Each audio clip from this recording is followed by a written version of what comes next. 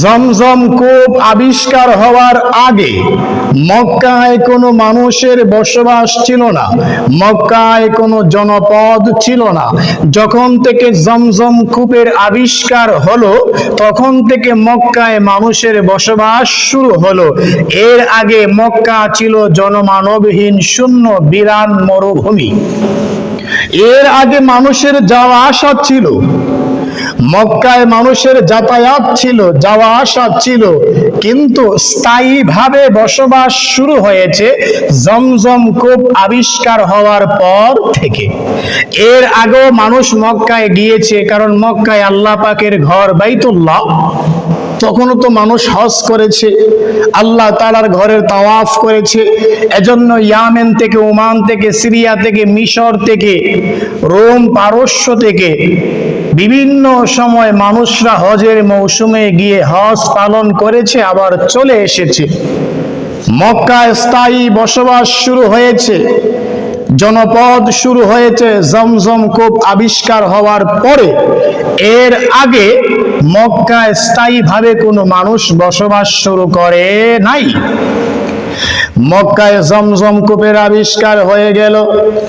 হাজেরা আলাইহিস সালাতু ওয়াস সালাম তার কলিজার টুকরা সন্তান ইসমাঈলকে সাথে নিয়ে মক্কায় বসবাস শুরু করলেন। মক্কার আশেপাশে যত গ্রাম অঞ্চল ছিল, যত মানুষের বসতি ছিল, সব জায়গায় খবর ছড়িয়ে পড়লো মক্কায় একটা কূপের আবিষ্কার হয়েছে, পানির ব্যবস্থা হয়েছে, ওইখানেও নাকি কিছু মানুষের বসবাস শুরু হয়েছে। এমন সংবাদ মক্কার আশপাশ গ্রামগুলোতে ছড়িয়ে পড়লো। মক্কার আশপাশে যেই সমস্ত বাড়িঘর ছিল, মানুষের বসবাস ছিল, সকলের মনের ভিতরে একটা তামান্না ছিল, আকাঙ্ক্ষা ছিল, মক্কায় তারা বাইতুল্লাহর পাশে বসবাস করবে। কিন্তু সেখানে পানি না থাকার কারণে, খাবারের সংকট থাকার কারণে, মরুভূমি হওয়ার কারণে কেউ স্থায়ীভাবে বসবাস শুরু করে নাই। কিন্তু সকলেই চাইতো, মনের একটা আশা ছিল মক্কায় বসবাস শুরু করবে। যখন তারা এই সংবাদটা জানতে পারলো মক্কায় কূপের আবিষ্কার হয়েছে, পানির ব্যবস্থা হয়েছে, তখন সর্বপ্রথম মক্কায় বসবাস করার জন্য ইয়ামেনের জুরহুম গোত্র নিয়ত করলো, আমরা এখন মক্কায় চলে যাব, মক্কায় গিয়ে বসবাস করব। কারণ তারা বাইতুল্লাহ খানায়ে কাবাকে বড় মহব্বত করত, ভালোবাসত। তখন পর্যন্ত জমজম কূপের জিম্মাদারি ছিল হাজেরা আলাইহিস সালাতু ওয়াস সালামের হাতে। কারণ হাজেরা আলাইহিস সালাতু ওয়াস সালাম সর্বপ্রথম নারী যিনি মক্কায় স্থায়ীভাবে তার সন্তান ইসমাঈলকে নিয়ে বসবাস শুরু করেন। জুরহুম গোত্র মক্কায় বসবাস শুরু করবে এই নিয়তে হাজেরা আলাইহিস সালাতু ওয়াস সালামের কাছে একটা চিঠি পাঠাইলো।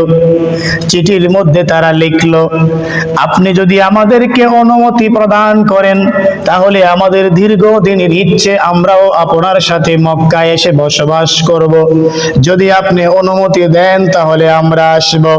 হাজেরা আলাইহিস সালাতু ওয়াস সালাম মনে মনে চাইতেছিলেন, এমন একটা পরিবার, এমন কিছু মানুষ যদি আমার সাথে বসবাস করে তাহলে ভালোই হয়। কারণ তিনি একা ছিলেন মরুভূমির মধ্যে, আর কোনো মানুষ ছিল না, একটু গল্প করবেন, সময় কাটবে এমন ব্যবস্থা ছিল না। মনে করেন আমি একটা হাওরে গিয়ে বাড়ি বানাইলাম, সন্ধ্যা হয়ে গেলে চতুর্পাশ অন্ধকার হয়ে যায়, নীরব স্তব্ধ হয়ে যায়, তখন দিলের ভিতরে একটু ভয় ভয় কাজ করে। তখন আমি মনে মনে চিন্তা করি, মনে মনে ভাবি, যদি আমার মতো আরো কোনো ফ্যামিলি আমার সাথে এসে বাড়ি বানাইতো, আমার সাথে থাকতো, তাহলে কতই না ভালো হতো। হাজেরা আলাইহিস সালাতু ওয়াস সালাম মনে মনে এমন একটা পরিবার চাইতেছিলেন, যদি কেউ আমার সাথে এসে বসবাস শুরু করে তাহলে ভালোই হয়। হাজেরা আলাইহিস সালাতু ওয়াস সালাম জুরহুম গোত্রের চিঠি পেয়ে খুশিতে তাদেরকে অনুমতি দিয়ে দিলেন, আমি তোমাদেরকে অনুমতি দিলাম, তোমরা আসো, এসে আমার সাথে বসবাস শুরু করো। তো মক্কায় জমজম কূপ আবিষ্কার হওয়ার পর থেকে মানুষের বসবাস স্থায়ীভাবে শুরু হয়। সর্বপ্রথম হাজেরা আলাইহিস সালাতু ওয়াস সালামের পরে ইয়ামেনের জুরহুম গোত্র মক্কায় এসে বসবাস শুরু করেন।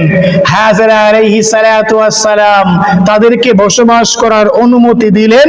তারা আসলেন, এসে বাড়িঘর স্থাপন করে বসবাস শুরু করলেন। জমজম কূপ আবিষ্কার হওয়ার পরে মক্কায় বসতি শুরু হয়ে গেল, স্থায়ীভাবে মানুষের বসবাস শুরু হয়ে গেল। এবং